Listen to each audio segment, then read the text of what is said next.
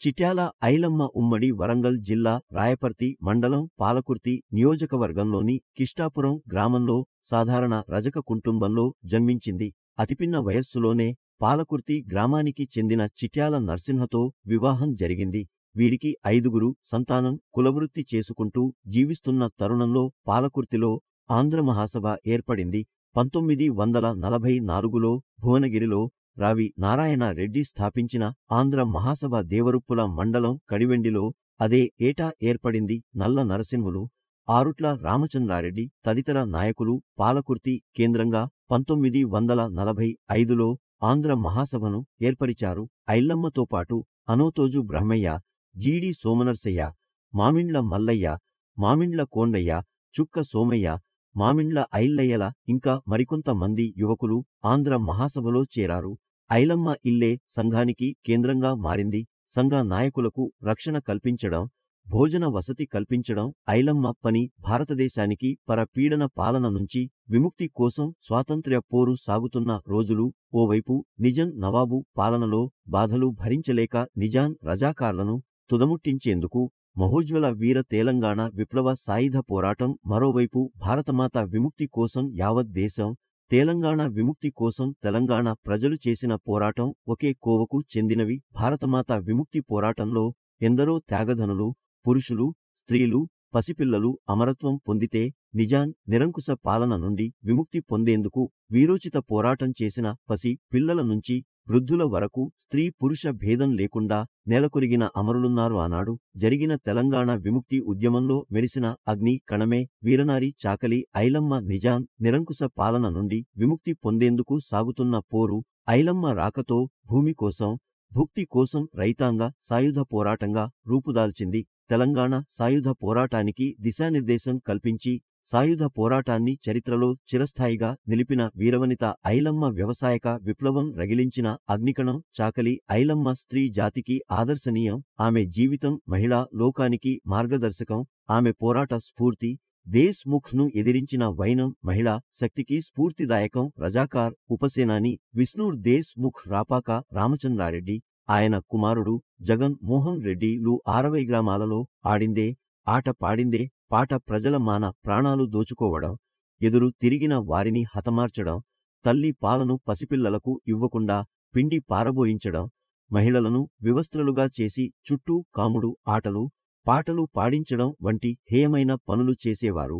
రైతుల పంట పొలాలను, పశుసంపదను లాక్కోవడం, వెట్టిచాకిరీ చేయించుకోవడం వంటి ఎన్నో అకృత్యాలకు ఒడిగట్టారు.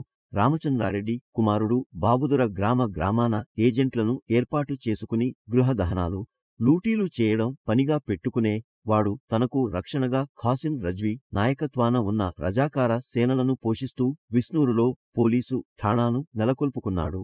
ఈ క్రమంలో దేశ్ ముఖ్ రామచంద్రారెడ్డి బాధలు భరించిన ప్రజలకు ఆంధ్ర మహాసభ ఎడారిలో ఒయాసిస్సులా కనిపించింది.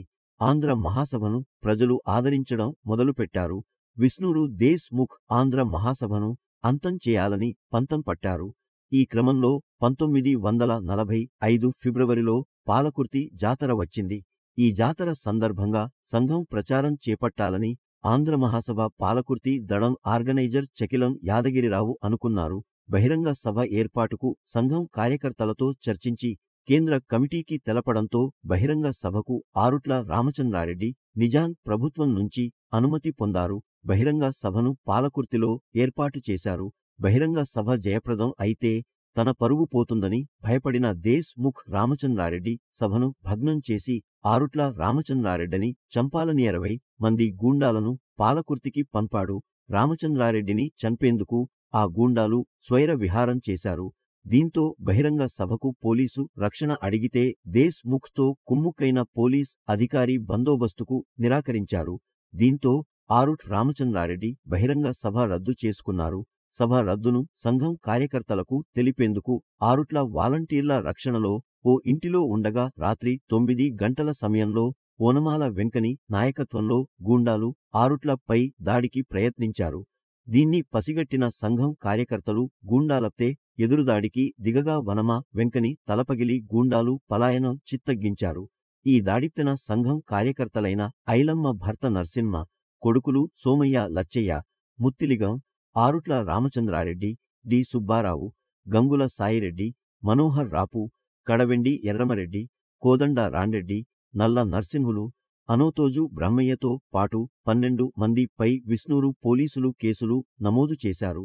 ఇందులో 10 మందిని పోలీసులు అరెస్టు చేసి విస్నూరు పోలీసు స్టేషన్ కు తరలించారు. సుబ్బారావు, ఆరుట్ల రామచంద్రారెడ్డి పాలకుర్తి ప్రాంతంలోని కొండాపురంలో గల గిరిజన ఇండ్లల్లో తలదాచుకున్నారు.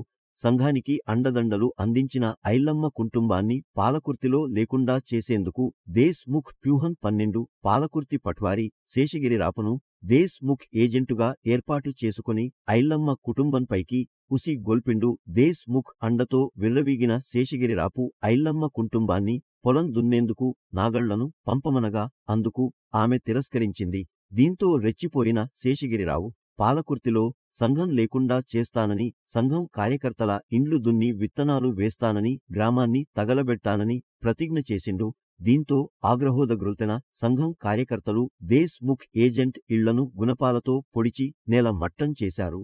ఇళ్లు దున్ని మొక్కజొన్న విత్తనాలు వేసి 4 నెలల తర్వాత మొక్కజొన్న కంకులను గ్రామస్తులందరూ మూకుమ్మడిగా మంటల్లో కాల్చుకుతిని దేశ్ ముఖ్కు తగిన గుణపాఠం నేర్పారు. దీంతో ఐలమ్మ కుటుంబంపై మరింత పగ పెంచుకున్న దేశ్ ముఖ్ అదను కోసం వేచి చూస్తున్నాడు.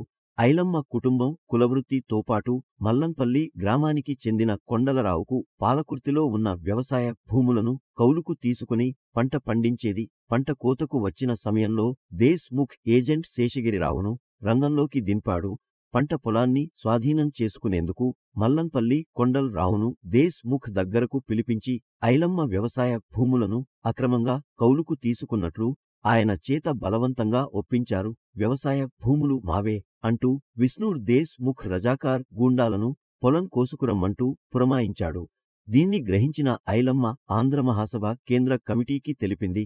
దీంతో చకిలం యాదగిరిరావు దేవులపల్లి వెంకటేశ్వరరావుతో చర్చించి పంట కాపాడేందుకు భీమిరెడ్డి నరసింహారెడ్డి, నల్ల ప్రతాప్ రెడ్డి, ఆరుట్ల రామచంద్ర రెడ్డిలను సూర్యాపేట నుంచి పాలకుర్తి పంపారు. భీమిరెడ్డి నరసింహారెడ్డి మరో 15 మందిని వెంటబెట్టుకుని పొలం వద్ద మాటు వేశారు. ఇంతలో దేశ్ ముఖ్ గూండాలు పంట కోసుకునేందుకు వచ్చారు. దీంతో సంఘం నాయకులు ఓ చేతిలో కొడవళ్లు, మరో చేతిలో కర్రలతో రజాకార్ గుండాలను ఎదిరించి పోరాడారు. ఓ వైపు పోరాడుతూనే పంటను కోసి కట్టలు కట్టి ఐలమ్మ ఇంటికి చేర్చారు. దీంతో దేశ్ ముఖ్ ఆగ్రహోదుగ్రుట్టే కేసులు పెట్టాడు. పోలీసులు సంఘం నాయకులను, ఐలమ్మ కుటుంబీకులను అరెస్టు చేసి చిత్రహింసలకు గురిచేశారు. అయినా ఐలమ్మ చలించకుండా మొక్కవోని ధైర్యంతో సంఘం వెంట ఉండిపోయింది. ఆమె భర్తను, కొడుకులను దేశ్ ముఖ్ రజాకార్లు, పోలీసులు అడుగడుగునా హింసించినా ఏనాడు వెనకడుగు వేయలేదు. దేశ్ ముఖ్ ఆగడాలకు నీ బాంచన్ దొర కాల్ముకుతా అని అన్న రోజుల్లోనూ ఐలమ్మ ఏనాడు ప్రాధేయపడిన పాపాన పోలేదు. ఐలమ్మ మరణం ఐలమ్మ వృద్ధాప్యంతో 90 ఏళ్ల వయసులో సెప్టెంబర్ 10 కన్నుమూసింది. ఆమె మరణం అనంతరం పాలకుర్తిలో స్మారక భవనం, స్మారక స్థూపం నిర్మించబడ్డాయి. పాలకుర్తిలో మార్కిస్టు పార్టీ పొలిట్ బ్యూరో సభ్యురాలు బృందాకారత్, సిపిఐ రాష్ట్ర ప్రధాన కార్యదర్శి చాడ వెంకటరెడ్డి, ఐలమ్మ ఉద్యమ సహచరి మల్లు స్వరాజన్లు పాల్గొని ఐలమ్మ కాంస్య విగ్రహాన్ని ఆవిష్కరించారు. తెలంగాణ తొలి మలి దశ ఉద్యమాలకు స్ఫూర్తినిచ్చిన పోరాట యోధురాలు చాకలి ఐలమ్మ. ఏటా ప్రభుత్వం నిర్వహిస్తున్న చాకలి ఐలమ్మ జయంతి, వర్ధంతుల ద్వారా ఆమె చరిత్ర ప్రతి గడపకు చేరింది. తెలంగాణ అమర వీరులకు జోహార్లు తెలుపుతూ తెలంగాణ ప్రభుత్వం చిట్యాల ఐలమ్మ పాఠ్యాంశాన్ని 5వ తరగతి తెలుగు వాచకంలో పొందుపరిచింది.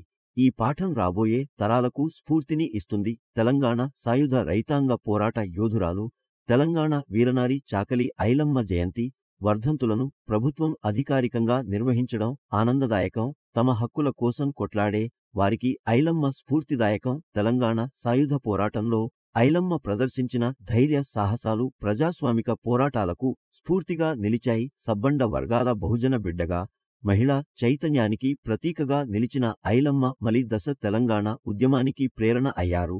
అలాంటి యోధురాలి పట్ల ముఖ్యమంత్రి కేసీఆర్ ఆత్మీయత చూపించడం హర్షణీయం. బహుజన ఆత్మ గౌరవానికి ఐలమ్మ ప్రతీక అని సీఎన్ కొనియాడారు. ఐలమ్మ తెగువ, పౌరుషం ప్రదర్శించారని, అవి తెలంగాణ అస్తిత్వాన్ని, గౌరవాన్ని చాటి చెప్పాయని సీఎన్ కేసీఆర్ అన్నారు. తెలంగాణ తొలిదశ మలిదశ ఉద్యమాల్లో చాకలి ఐలమ్మను స్ఫూర్తిగా తీసుకుని ఎంతో మంది పోరాడారు. అయితే ఉమ్మడి రాష్ట్రంలో ఆంధ్ర పాలకులు ఏనాడూ ఆమె సేవలను గుర్తించలేదు. కాని బీఆర్ఎస్ ప్రభుత్వం చాకలి ఐలమ్మ పోరాటాన్ని గుర్తించి ఆమె చరిత్రను ప్రతి గడపకు చేర్చింది. ఏటా అధికారికంగా జయంతి, వర్ధంతి కార్యక్రమాలను నిర్వహిస్తున్నది. హైదరాబాద్లోని ట్యాంక్ బండ్పై 50 అడుగుల చాకలి ఐలమ్మ విగ్రహం పెట్టాలని చాకలి ఐలమ్మ సంఘం తరపున రాష్ట్ర ప్రభుత్వాన్ని కోరుతున్నా.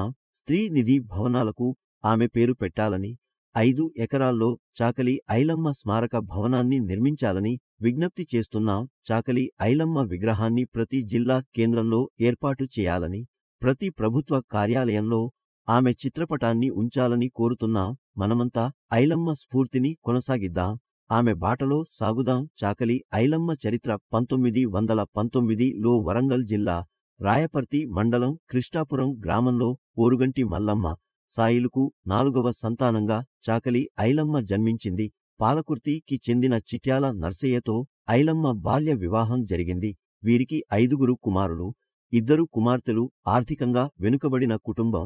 చాకలి కులవృత్తే వారికి జీవనాధారం. ఆనాటి నిజాం సంస్థానంలో తెలంగాణ భాగంగా ఉండేది. 1940లలో దొరలు, దేశ్ ముఖ్లు, దేశ్ పాండేలు, భూస్వాములు, పెత్తందార్లు నిజాం రాజుకు కప్పం కడుతూ గ్రామాలపై అధికారం చలాయించేవారు. ప్రజలను వివిధ రకాల పన్నుల పేరుతో పీడించడం, వెట్టి చాకిరీ చేయించడం చేసేవారు. కుల వృత్తితో కుటుంబం గడవడం గగమనవడంతో వ్యవసాయం చేయాలని ఐలమ్మ భావించింది. పాలకుర్తికి పక్కనే ఉన్న మల్లంపల్లి దొర కుటుంబానికి చెందిన ఉత్తంరాజు జయప్రదాదేవి వద్ద 40 ఎకరాల భూమిని కౌలుకు తీసుకుంది. విసునూరు దేశ్ముఖ్ రాపాక రామచంద్రారెడ్డికి అది సహించలేదు. ఆమెపై కక్ష పెంచుకున్నాడు. కౌలుకు తీసుకున్న భూమిలో కాపుకొచ్చిన పంటను కాజేయాలని పన్నాగం పన్నాడు. గూండాలను పురమాయించాడు. అప్పటికే ఐలమ్మ ఆంధ్ర మహాసభ సంఘంలో చేరింది. సంఘం అండతో గూండాలను తరిమికొట్టి తన పంటను కాపాడుకుంది.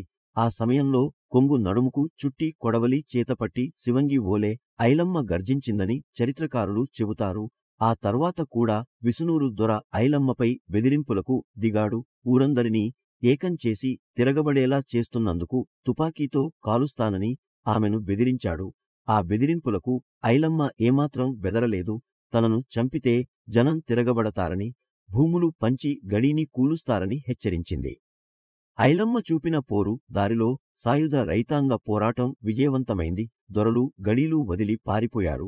ఆ తర్వాత దొరల భూములను కమ్యూనిస్టులు ప్రజలకు పంచారు. దొరపై పోరాట క్రమంలో ఐలమ్మ ఓ కొడుకును పోగొట్టుకుంది.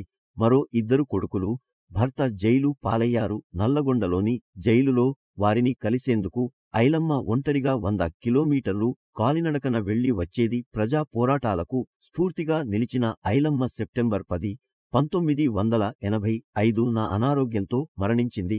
పాలకుర్తిలో ఐలమ్మ స్మారక స్థూపం ఏర్పాటైంది. అగ్రకులాల స్త్రీలు, దొరసానులు తమను కూడా దొర అని ఉత్పత్తికులాల చేత పిలిపించుకునే సంస్కృతికి చరమగీతం పాడినవారిలో ఐలమ్మ ముందంజలో ఉన్నారు. అందుకే ఆమె పోరాట స్ఫూర్తి చరిత్రలో నిలిచిపోయింది.